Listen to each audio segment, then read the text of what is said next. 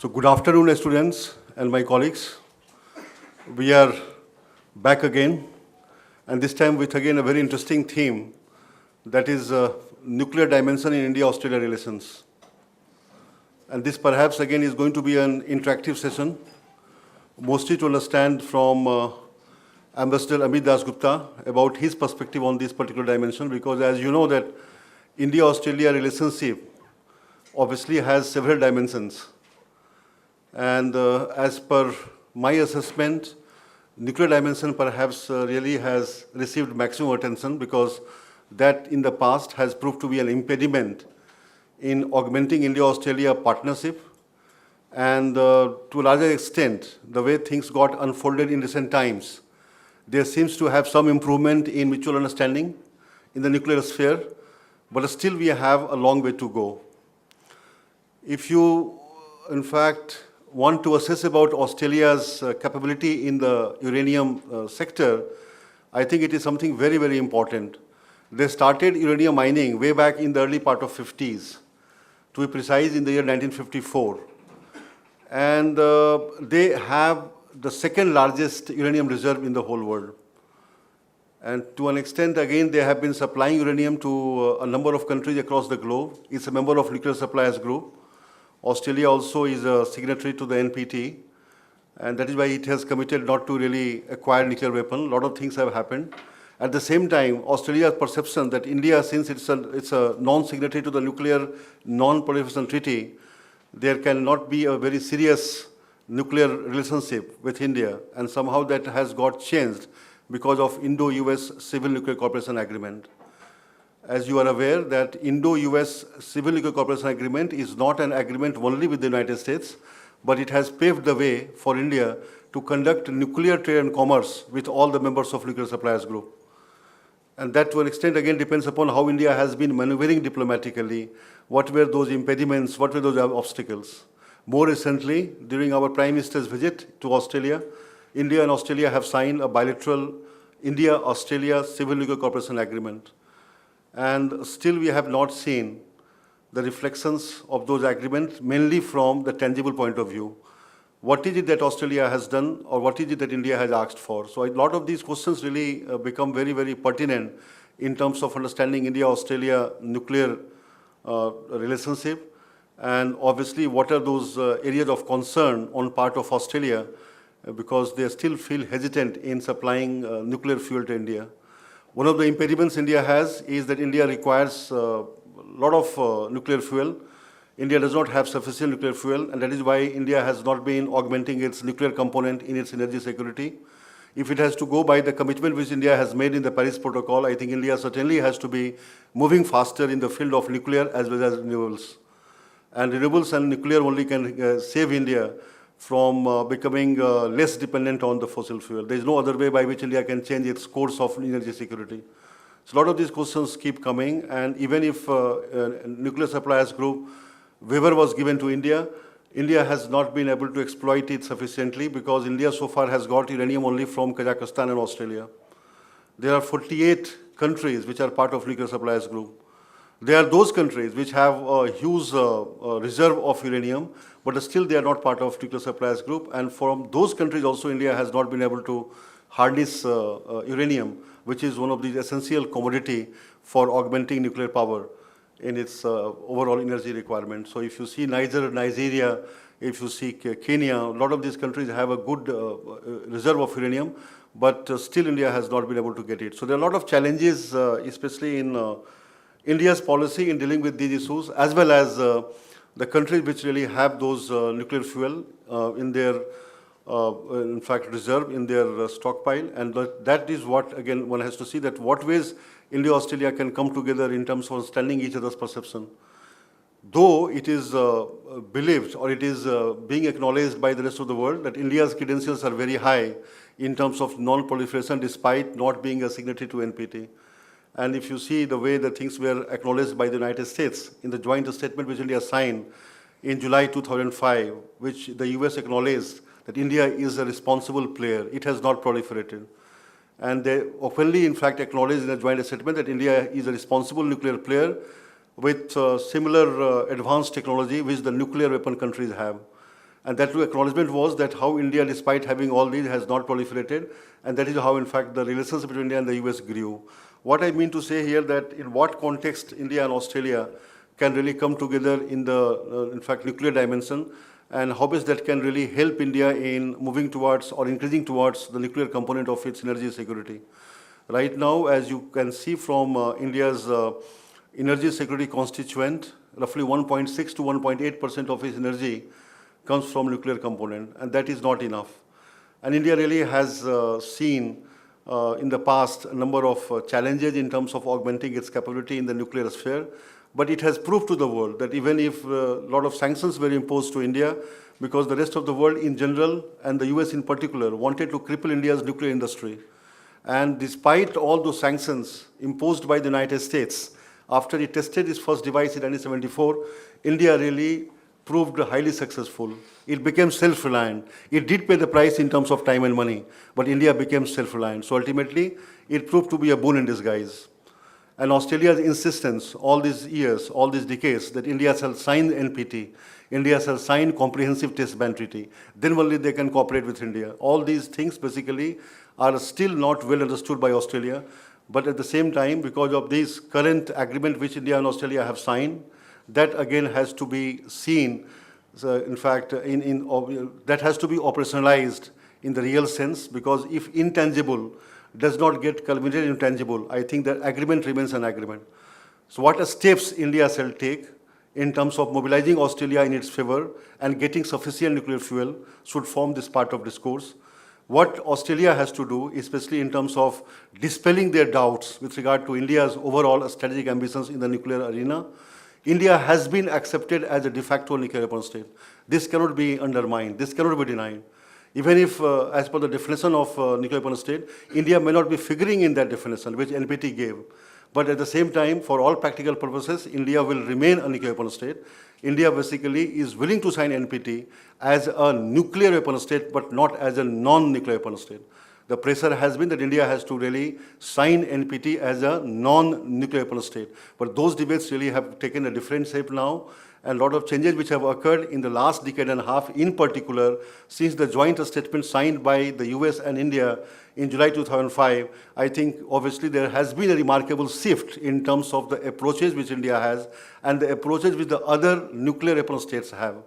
So I think with these few words, I would like to really bring this debate on the larger policy issues, that in what context India has to be responding to these challenges. At the same time, what India has to do in terms of mobilizing Australia in its favor, so that India-Australia Civil Nuclear Cooperation Agreement obviously gets completely operationalized. So we have, as you know, we have a very eminent person sitting here who has seen how India has negotiated various things with Australia in the past, how India has been doing this negotiation with Australia now, and obviously this information and these negotiations which India has done, you would like to objectively analyze. And as you know, there can't be a better person other than Ambassador Amit Dasgupta to tell us something about these negotiations, these issues, the challenges which India has confronted, the challenges, the responses which Australia has made, and how best we can really move ahead, where we can see certain forward-looking approaches in India-Australia nuclear equation, in the sense civil nuclear cooperation. So, sir, again, we welcome you that you were able to come and, in fact, spare time. I know that since morning, you have been delivering lecture. But this is, again, as I said, that is going to be completely interactive mode, where I would like Mr. Dasgupta to speak, and then I would like Mr. Chari to speak for 5 to 7 minutes, and then we'll keep the house open for discussion. Those of you who basically have very specific questions on this issue, please feel free to ask. Try to learn more from this experience, because learning comes only when you interact, and that is how the things have to move. So please join me in welcoming Ambassador Dasgupta once again. And over to you, sir. I suppose it's not very often that you are subjected to the same speaker twice a day, and so for that I apologize. But I think there are 2-3 elements involved in this, and so let me just start off with the first one. What is the relationship between India and Australia, and is it really a relationship that over time has been a robust and a very strong relationship. In my view, India and Australia are not enemies. They never were enemies.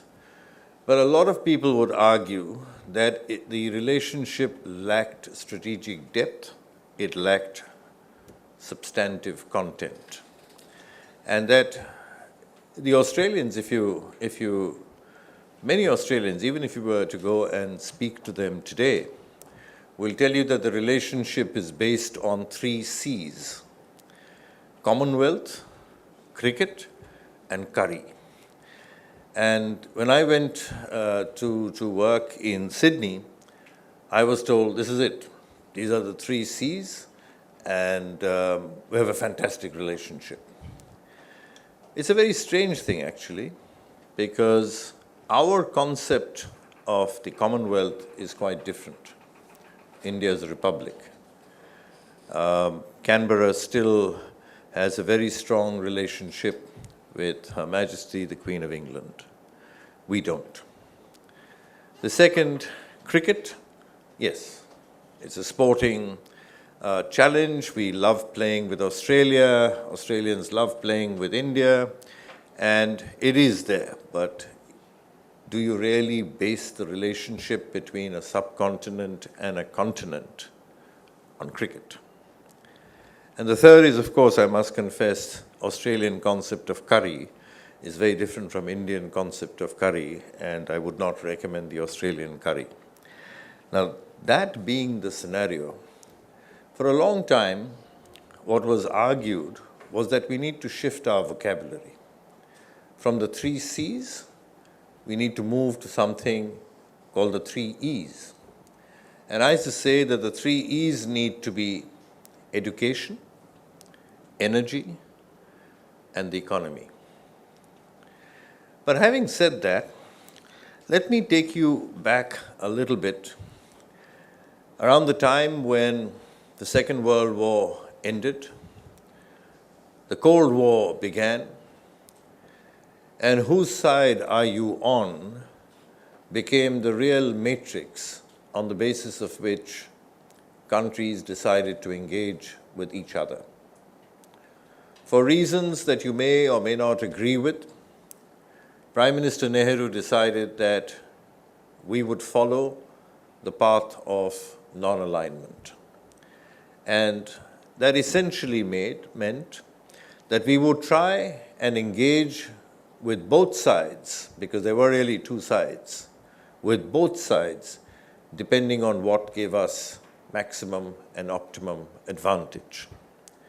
This was not liked by the Australians.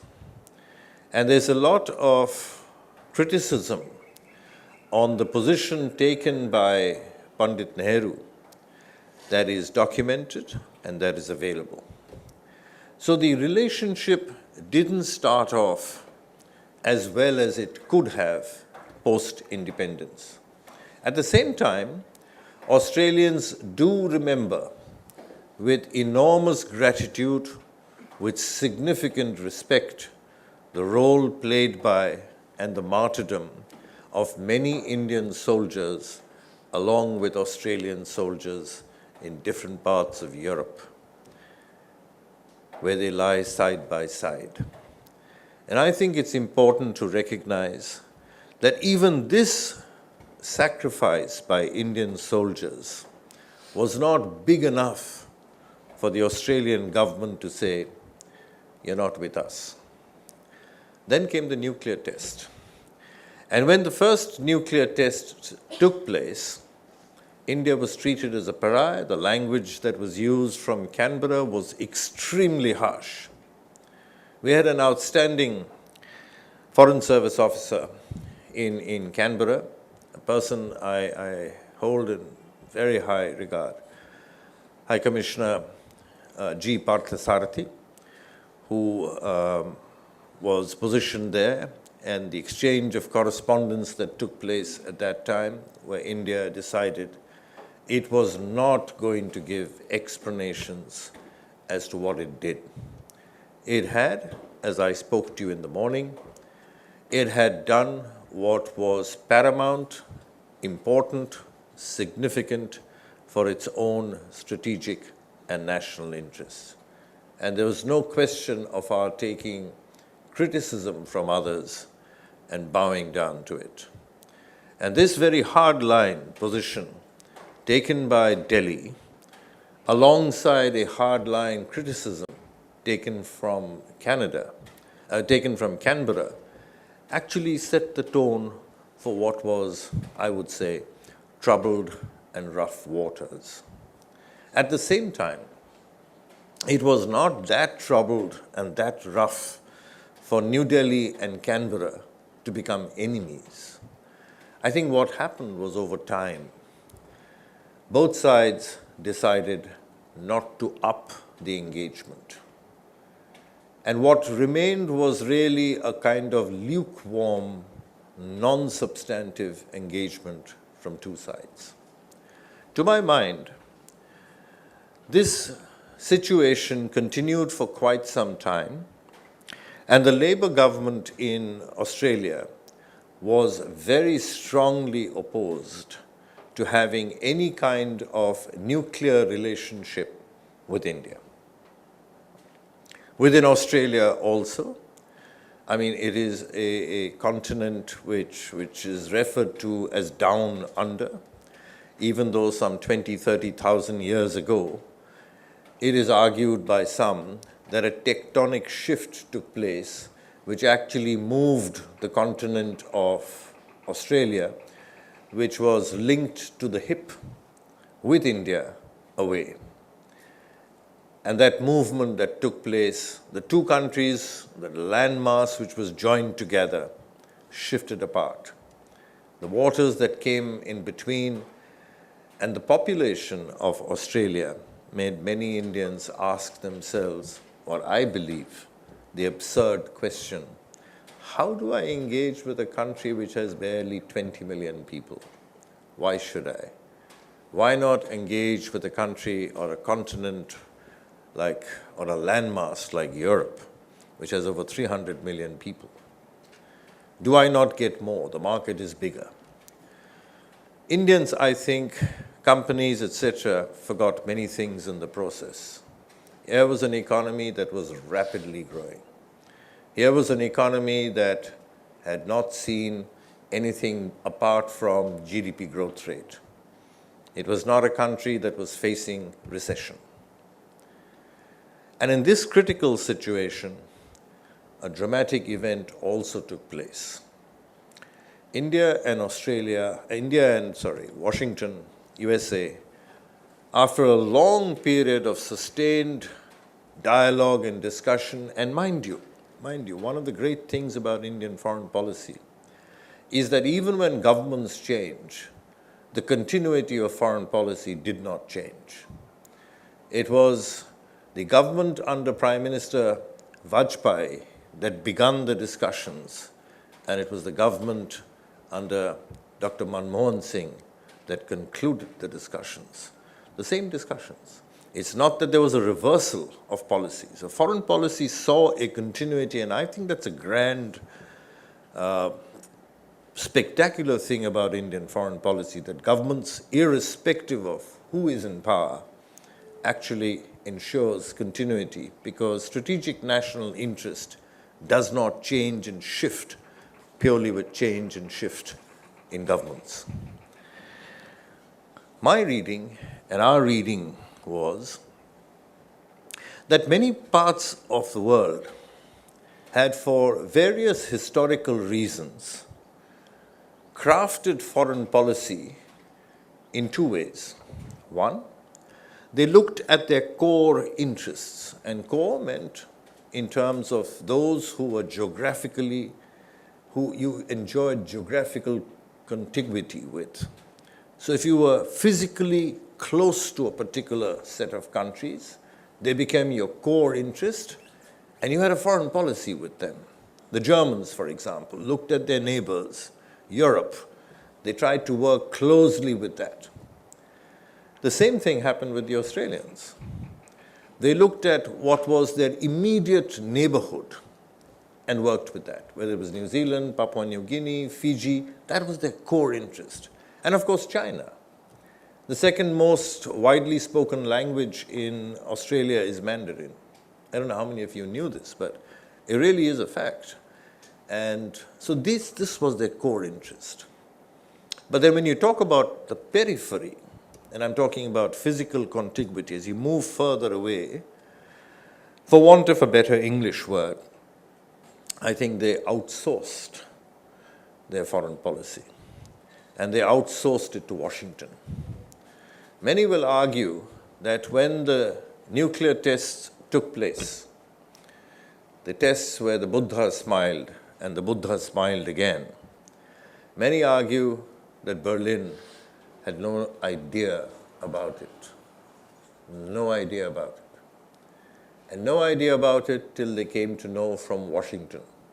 In some cases, people crack a joke that they came to know only when they read the newspapers. This is not how foreign policy is made.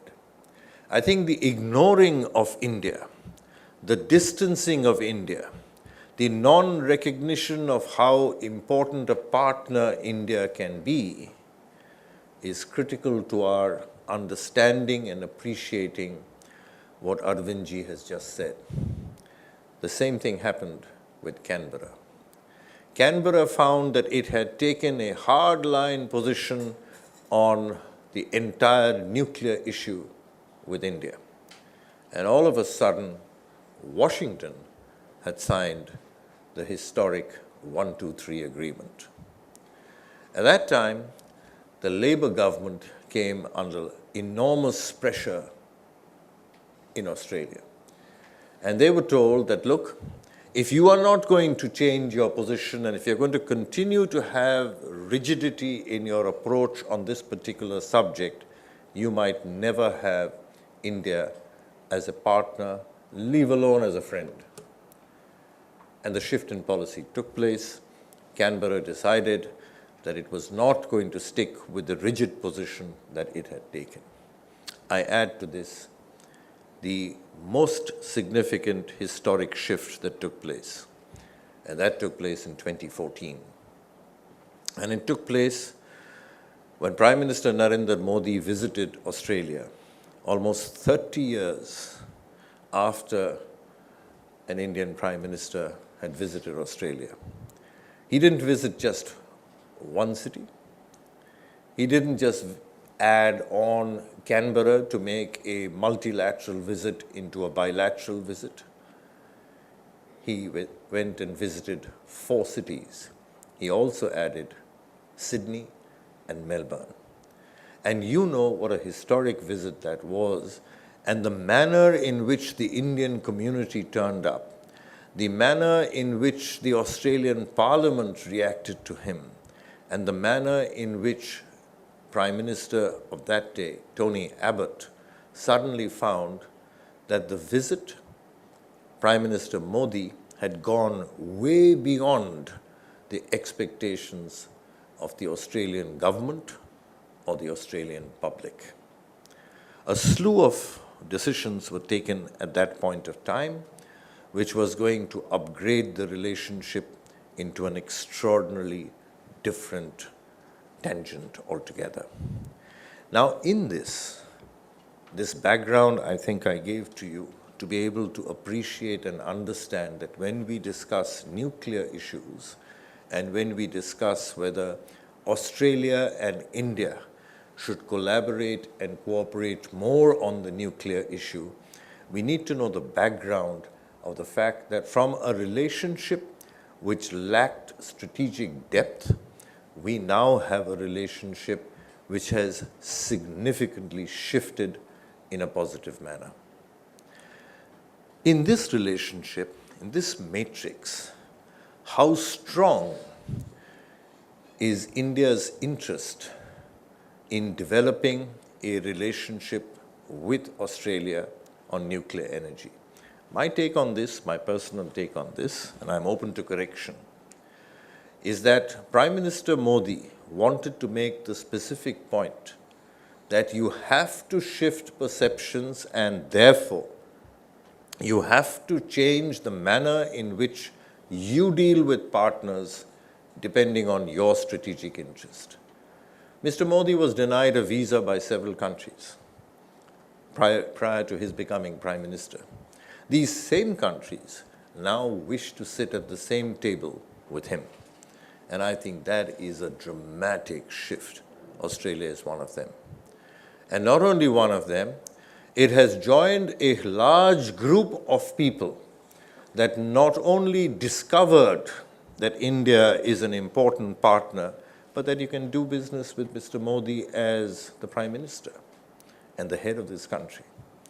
When you have a situation like this, I think it becomes strategically important for India to take a call on what all can it chip away on, what all should it build on in order to make that relationship way more than it might appear on paper. There, in my view, given the sentiments that are there in the Australian population, I think the Prime Minister, I think the Prime Minister's office, I think the External Affairs Ministry has worked cautiously and correctly, and a position I fully endorse is that you've got an agreement from Canberra that we are ready and open for business. B, you've made your point. C, they've withdrawn from their earlier position. And D, I don't think getting or buying uranium from Australia in large quantities is India's immediate priority. I'll leave it at that because I think I've spoken a little longer, but I did have to place into context how a relationship shifted from being, to some extent, antagonistic, to a large extent, almost close to moribund and peripheral, to one which I believe has several pillars of seriously strategic interest and partnership. Willing to take questions and go into the nuclear issue in more detail, should you wish to do so. Thanks. Thank you, Ambassador Dasgupta, for that background that you have given. In fact, I was reminded of all the activities that we had undertaken during Atal Bihari Vajpayee's time. And that was also the first time that we put together what we call the India's nuclear doctrine. So this, in this regard, there are two issues that I wanted to flag. The importance of what Ambassador Dasgupta said about dealing with Australia, more importantly with those countries which have nuclear fuel to offer to India, and also our own capabilities that we have built over almost 70 years. The capabilities did not start from, say, 2000 or 2014 or 2016 or 18. It started way back from 1948, 49, 50s. And slowly and gradually we grew. And right from the time Homi Jahangir Baba and others started thinking in these terms. Of course, the bold decision of going in for the test itself goes to Srimati Indira Gandhi and then to Atal Bihari Vajpayee. Both could keep it under wraps. Both of them could really do an excellent job because they had political will and also the necessary scientific support. But in if you go back, Professor Arvind Kumar would be able to throw more light on this. What they call the Eisenhower Doctrine, right? Eisenhower Doctrine of atoms for peace. That is the famous 1953 speech that Eisenhower gave. There are two aspects of it. We will not go into those historical details.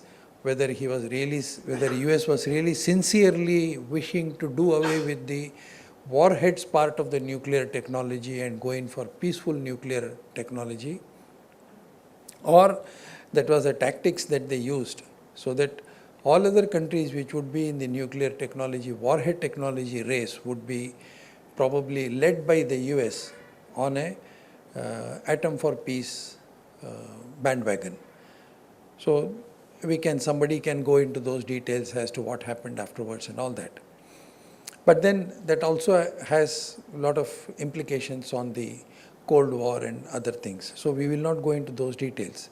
Almost on a similar lines, Atal Bihari Vajpayee government also, after the Pokhran 2 test, what they call the self-imposed moratorium on conducting further underground test. So, but since then, even then, of course, there was a lot of criticism as to why we should go in for a self-imposed moratorium on underground test. And also one more issue that we flagged with ourselves was the no first use. So while a number of people agree on NFU, a lot of people had objection, especially from the scientific community, as to why we should go in for this kind of a total self-imposed moratorium. Should we go back on that? So with that in view, sometime around 2008, 2009, Indo-US nuclear deal was signed, and 2010, Dr. Manmohan Singh, the then Prime Minister, initiated what they call was then called as the process to revisit India's nuclear doctrine. Actually, if you see the clause 7 of the nuclear doctrine itself says that we have to revisit the nuclear doctrine every 3 years, because science and technology is a constant developing aspect of constant developing thing is there. So in order to keep with that, we should do it. And most importantly, it was suggested that all these nuclear devices, as they call, have a sort of a we have to constantly maximize the ratio of their capabilities, which can be done only through constant experiments. Of course, there are simulation test methodologies, but we need not go into those aspects of stimulation technology. We could go in for a direct underground test also. And since then, we have also progressed on a number of issues like, for example, Agni 6, right? Agni 6, which has a capacity to carry some 3-ton payload, and also nuclear devices that is needed. But the problem is, are we technically strong enough to do with what we call the velocity and speed related aspects of the Agni? All these things require constant scientific experiments, which cannot always be completed with a simulation formula. Another issue is, those who are in the area of physics would know that these fissile materials also have a tendency to sort of undergo what they call a natural decay process. So this natural decay process, when it sets in at a critical stage, the nuclear fissile material becomes incapable of providing the natural requirement as far as the warheads are concerned. So these things also need to be tested. So that is why in 2014 it was suggested that a new government, whichever new government comes, should revisit India's nuclear doctrine. Obviously there was a lot of hue and cry saying that this means you are going back on what Atal Bihari Vajpayee said. And then by that time there was a BJP government, and then they said your own Prime Minister said, your own party Prime Minister said that no first use. Revisiting India's nuclear doctrine does not mean going back on no first use. No first use and underground test are two absolutely different things. So we should remember these facts when we talk in terms of dealing with countries which are capable of supplying us fuel, especially in the context of Australia. Another important thing that we should do is, which has taken a back seat for a long time, almost as long as 70 years, this whole idea of using thorium as a fuel, which was suggested very far back in 1950, is still thorium 3 cycle, as they call third stage. So this is still a process or work in progress. I think that is one area where we should, at least students with scientific background and also who are interested in geopolitical aspects of the nuclear technology, should look into this aspect of how thorium can be best utilized for not only atom for peace, because thorium is best suited for atom for peace. So if we really want to carry forward that 1953 doctrine of atom for peace, and then to 1998 doctrine, India's nuclear doctrine, and then carry forward the same doctrine to use atom for peace, if we have to do that, we will have to technologically improve the use of thorium as a nuclear fissile material. So these things, I think we need more people like Ambassador Dasgupta to come and visit us more often and create a stimulation for these ideas and these thoughts, which will go into the depth of our understanding of the material and also be able to make policies for the policy makers in New Delhi. Thank you. I think you have enough for having an interaction because a lot of things have come up. Let me put this in a nutshell. The way Ambassador Dasgupta put it, I think it was very nice that all these years, in fact, India and Australia were busy in understanding each other, and transformation which the world has seen now in this bilateral relationship obviously will take off only when there is more and more of understanding of each other's requirement. The point which he made was that nuclear dimension is still important, and the understanding which Australians have with regard to India's nuclear requirement, nuclear fuel requirement, is still very limited.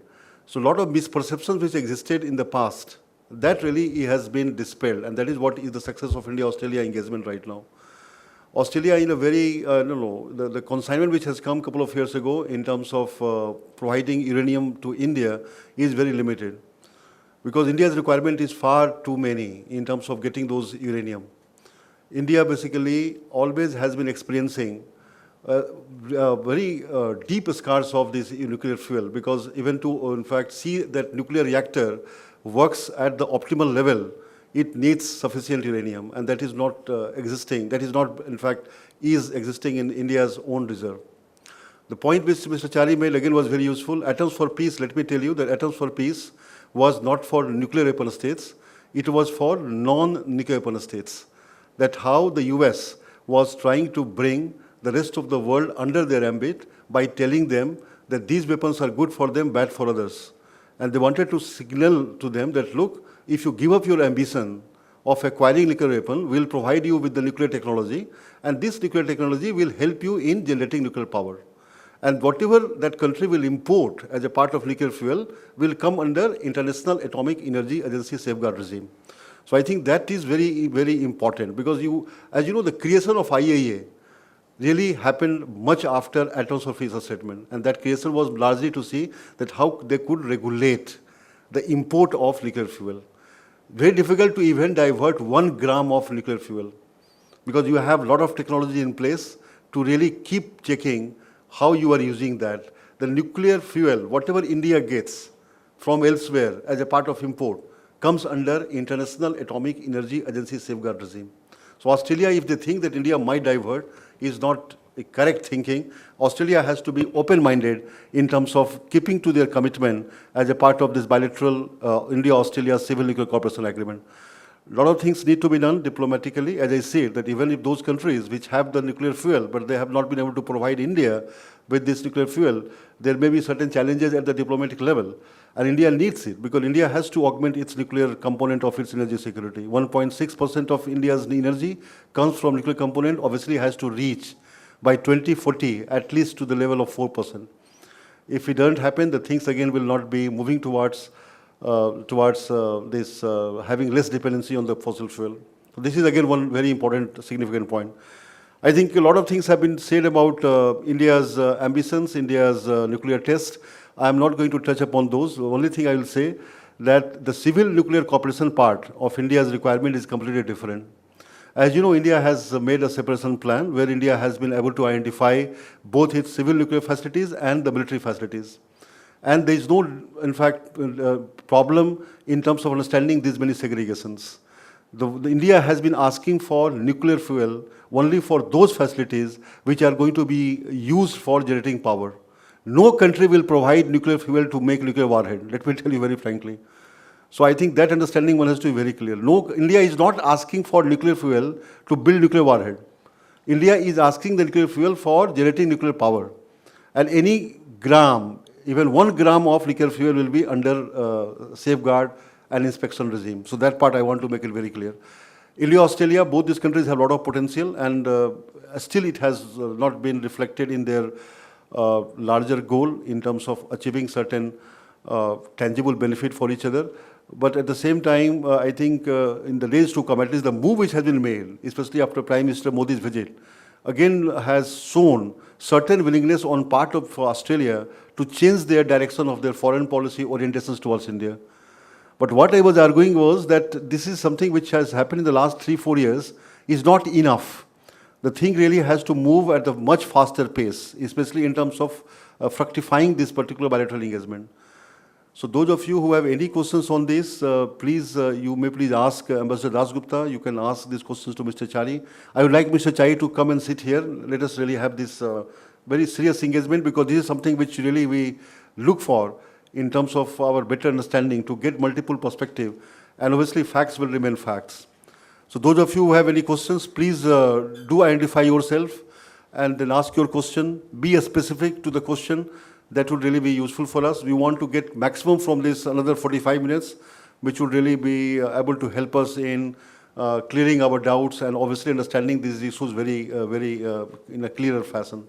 Yes. So I have 2 questions for you. Sir, in your talk, you mentioned that India won't be needing uranium from Australia anytime soon. I would request you to please expand on that. And on the same lines, I would also request a comment from you on how do you perceive the future trajectory of their nuclear trade relationship. Thank you. Good afternoon, sir. My name is Anupama. I'm a PhD candidate at this department. Sir, I wanted to ask you, to what extent do you think Australia's perception of India is influenced by United States' perception of India? Is there a link there at all? Thank you. Good afternoon, sir. I'm Shilpa. I'm a second year student here. Sir, as we all know, Australia is one of the largest importer of coal for India. At the same time, Australia and India is coming into relation with respect to solar energy and nuclear as well. So how do you think the possible negotiation can be happening between these 2 countries without compromising both economic as well as energy demand of both? Thanks so much. So I'll try and combine all questions in my response by first saying that is Australia's policy towards India influenced by Washington? I believe it was for a significant period of time. But I also believe that there has been a massive tectonic shift, a quantum leap, if you like, where Canberra and New Delhi have started engaging with each other far more than they were engaging before. And there is a reason behind this. And that reason is that relationships, bilateral relationships, become robust only when you are able to identify shared concerns and shared aspirations, and perhaps explore the possibility of being able to intervene in this jointly. Now, when you are in a position to do something like this, then you don't need a third party or a fourth party or look through someone else's eyes. You're able to engage directly. And I think the massive shift that we saw with Prime Minister Narendra Modi's visit is that there's been a significant amount of interaction between the two countries at the level of heads of government taking place directly. We've had a very large number of visits by the Australian Prime Minister to India. Now we're expecting one more to take place. There's been foreign ministers from both sides interacting. Now this is a major new development that has been put into the bilateral equation that, to my mind, reflects that what used to happen is no longer the template of what is happening or is going to happen. So that would be my first response. The second is that this is not an old phenomena. This is a pretty recent phenomena.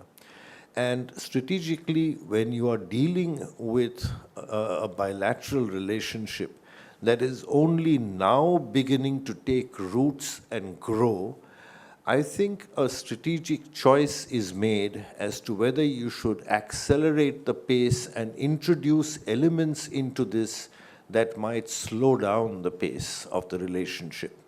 And in that, I believe New Delhi has taken a very good, calculated, not a risk, a calculated strategy that they will first consolidate security and defense partnerships, look at collaboration in areas of higher education research, including medical sciences, technological advances, etc., before they are picking up on areas which could be contentious among the Australian population, that we're exporting vast quantities of uranium to India, as very rightly asked for by the last question, affecting the entire trade equation, which is heavily loaded in favor of Australia because we buy coal from them.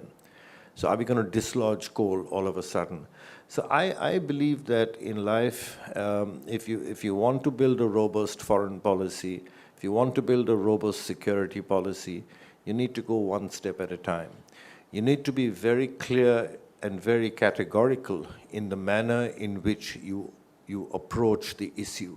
You also need to recognize that Australia is not the only country that has uranium or will supply uranium. It has very high quality uranium. You want the uranium. You've also established that Australia has supplied uranium to India. And therefore, when the right time comes, that pipeline will follow through. But today, I believe, given the history of the relationship, which, as I said, was not substantive, it is first important to put together the pillars of different components which demonstrates how shared concerns, shared aspirations can bring the two countries closer together, rather than rocking the boat. I think I covered all the questions that were asked. Have I left anything out? Yeah? Okay. So, sir, when you speak about more robustness in the relationship between India and Australia, is there a possibility that now the two countries are increasingly wanting to converge and become more prominent actors within the entire Indo-Pacific debate? Could that actually contribute to this robustness that the two countries are seeking to achieve for each other? Your question right away, rather than waiting for more questions to come. I think you've hit the nail on the head. I think one of the core areas of, let's say if we are looking at the area of security, defense, etc., the Indo-Pak Pacific is going to be a major point of convergence. And I believe both countries are seriously looking at this particular area. There are major shared concerns with regard to what's happening, what I refer to as the possibility of a Cold War in the Pacific with the South China Sea's issue. There are other concerns that people have in terms of the fact that the footprint of terrorism is not restricted or geographically a contained footprint. It is one which is allowed to proliferate.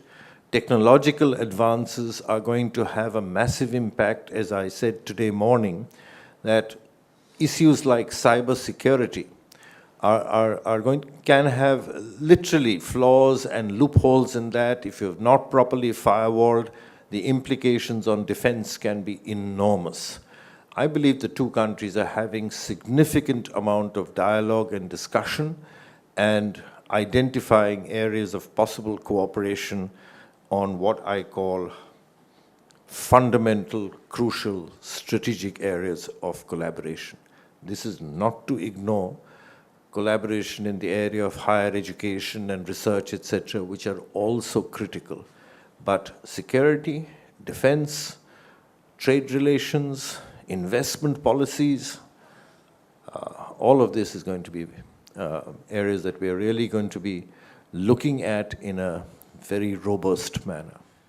Sir, the nuclear, as the topic itself was put, the nuclear dimension remains a key element. But my question would rather be that Australia is also a world-renowned leader in clean coal technology. It's also a leader in rooftop solar and other areas such as that. Is there more potential for both clean coal as well as rooftop solar than there is for nuclear trade and commerce between India and Australia going forward? I personally don't think the energy mix is an either-or.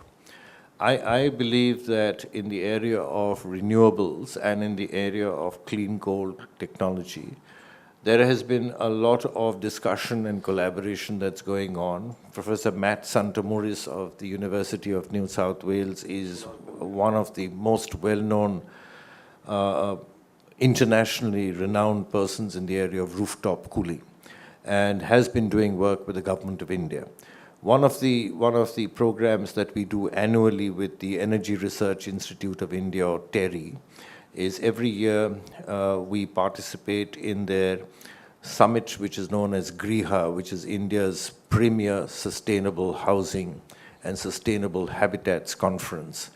We are the only foreign partner university that collaborates in this. And we bring some of our best academics in the area of civil engineering, in the area of environment, in architecture to work closely with them. And quite frankly, on Monday, I'm meeting people from the School of Architecture over here because we're looking at collaborations over there. Most certainly, these are areas in which collaboration is something we look at and something that we would do. But I don't think this is an either-or.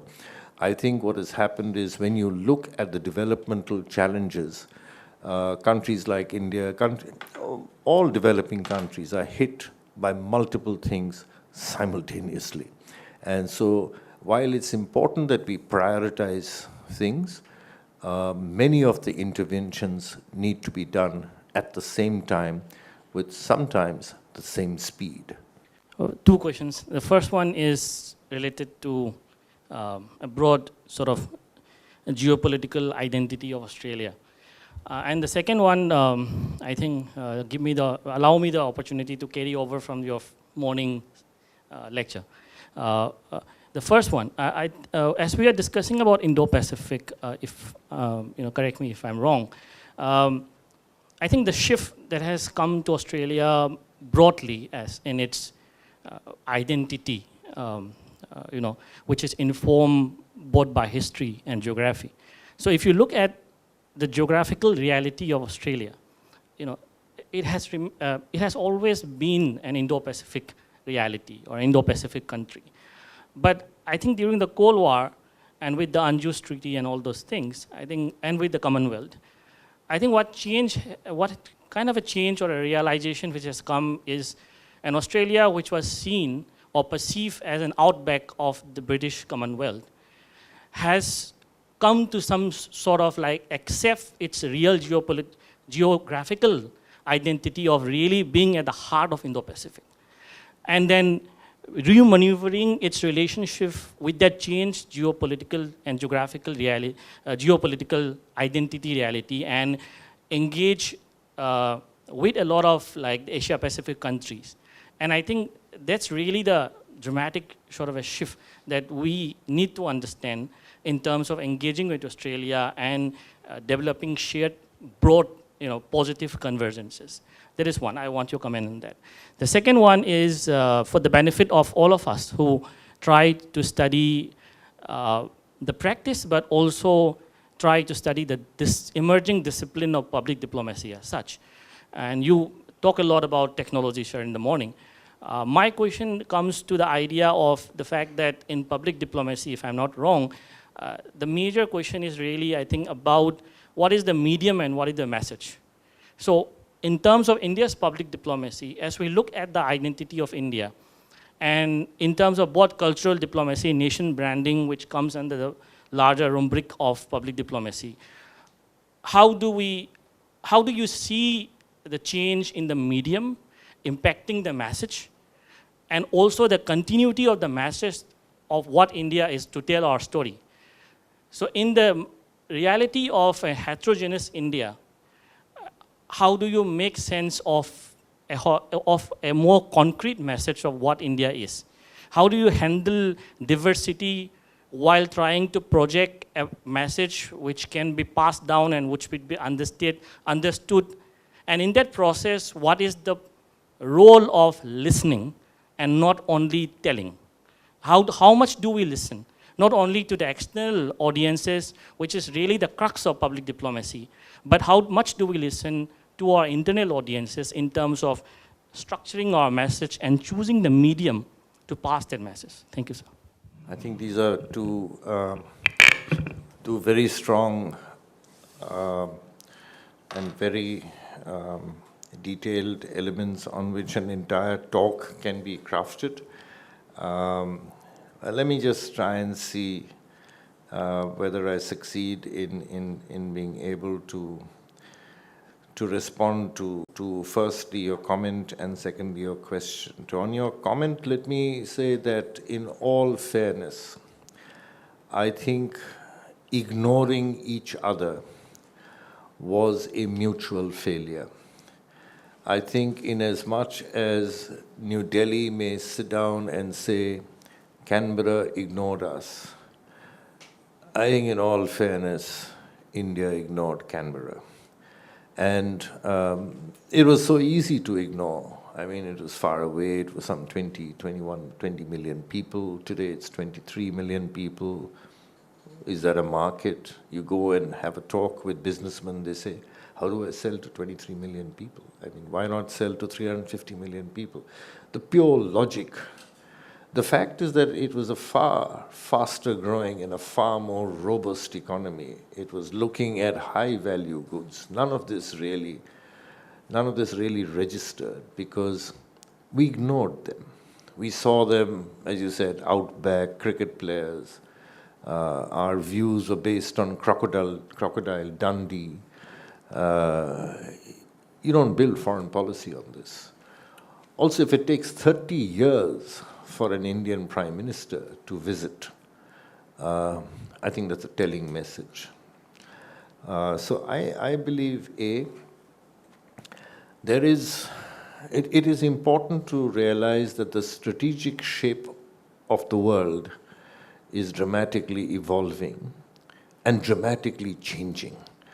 And as a consequence, areas like the Indian Ocean, the Pacific, combining the two, have become new concepts because of new challenges and new threats, and also new realities. People are talking in terms of, we are looking at the emergence of the Asian century. Now, if that is going to be actually true, how can you ignore the Indo-Pacific region completely? You cannot. Second, I think Australia also recognizes that the welfare of its own people is critical, but dependent significantly on the interface it has, not only with existing partners, but with new partners. And I think the visit of Prime Minister Modi to that extent, I would say, was very opportune. It was because its time had come. And all of a sudden, you put into the entire equation the new variable of here is a new country with whom I have not had the kind of partnership I've had before. What can I get out of it mutually? And that would be my comment, and I think multiple things have coalesced in this to be able to justify and to, in fact, to support a strong India-Australia strategic partnership. On the second point, I'd like to say that what is important is not simply the message and the medium. If you pardon my saying this, I also think it's important for us to ask ourselves, who are we talking to? And therefore, if you say, is it not important for us to listen? I think audiences change. There is no such thing as a homogeneous audience, that the same message applies to everybody. And I think the dramatic shift of India's public diplomacy is that it did not just target external audiences. Please remember that for years, for decades actually, 7 decades almost, we decided that foreign policy would be made in New Delhi. And in Delhi, we consulted with our friends who were in Delhi.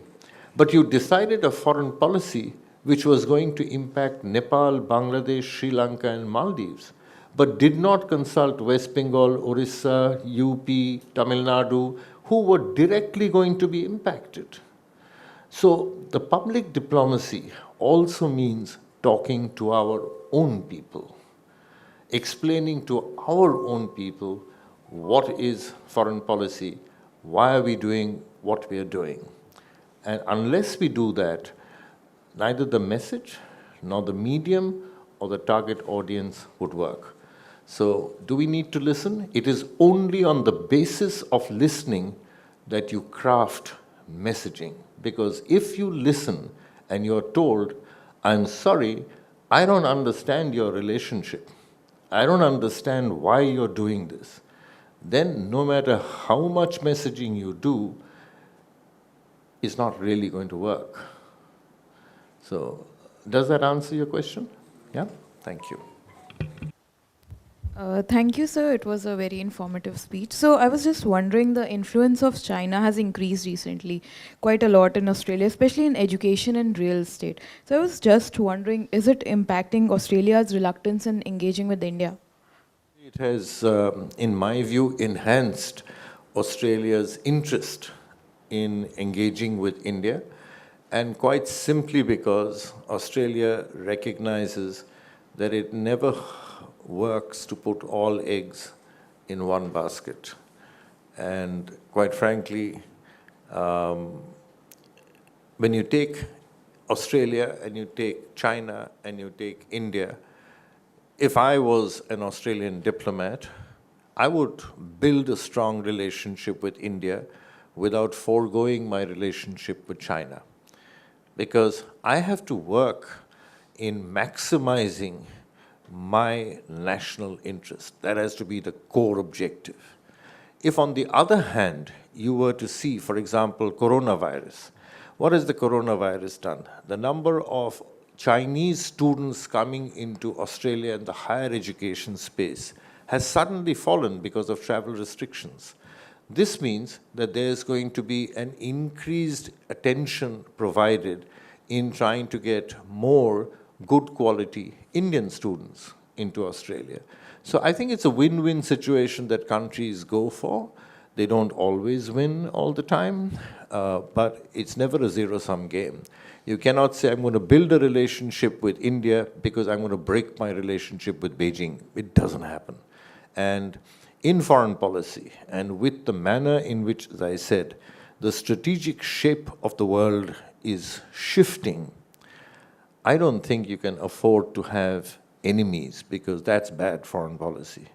I think what you need to do is to build robust relationships with as many countries as possible without compromising on your national strategic and security interests. My name is Vineet Krishnan. I'm a research assistant and a PhD candidate here at the department. Now, sir, you spoke about the transformative effect of the 2014 visit of our Prime Minister. However, I mean, I was in Australia in 2009 when there was the incidents of quite a lot of attacks on Indian students happening in Melbourne and in other places. And once I did come back, I was there on an educational exchange, and once I did come back, there was significant amount of Australian investment in Indian media and in portraying Australia, public diplomacy outreach of Australia in India. Now, in that 5-year period between 2009 to 14, how much of a success do you think it is from the part of Australian public diplomacy that the relationship between India, which had hit a sort of a low in 2009, bounced back that quickly? And secondly, we've spoken quite a lot about what India expects or India wants to get from Australia or from this engagement. What do you believe, sir, are the key issues that that Australia wants to get from India or to seize from India? It sort of is a very nostalgic question for me, the first one.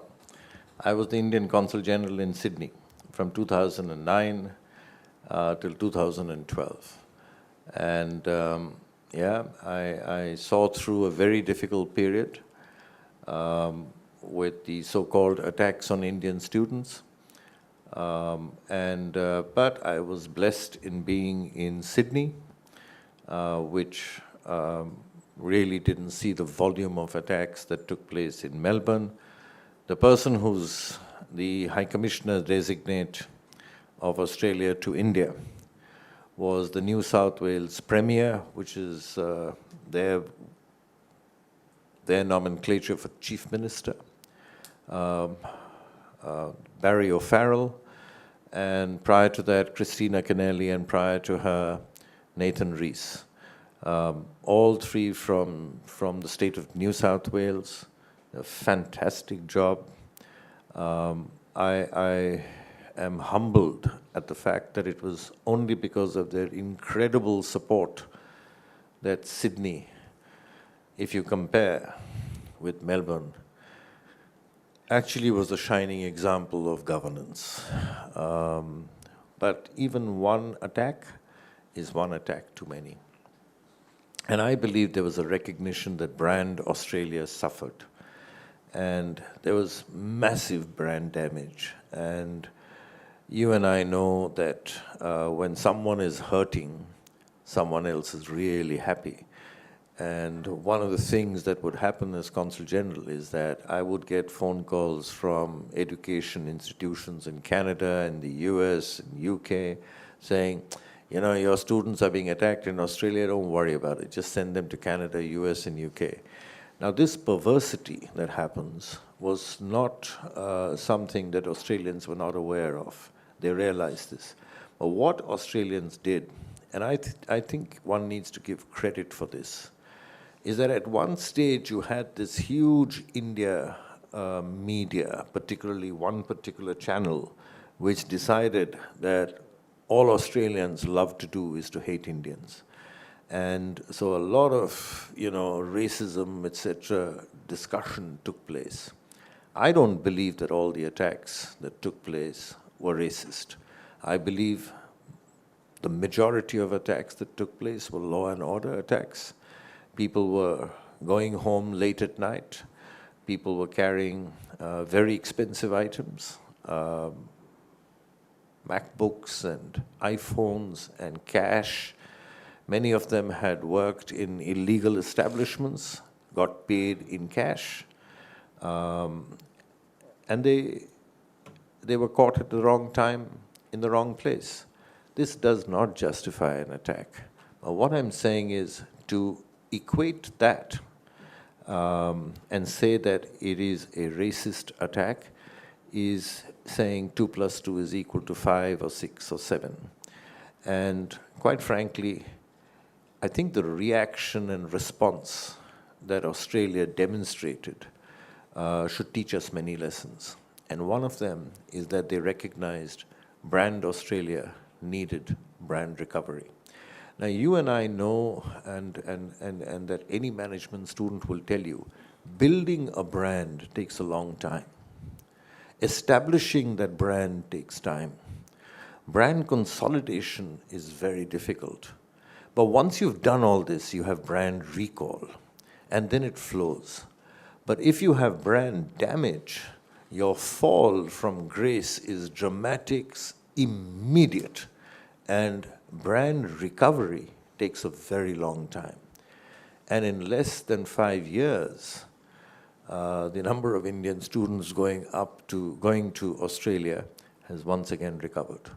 And that is because the Australian government put into place a series of robust, a series of transparent, very strong measures that not only ensured safety, security, etc. of the Indian students, but at the same time, it knocked off dodgy agents, dodgy recruitment partners, and non-genuine students.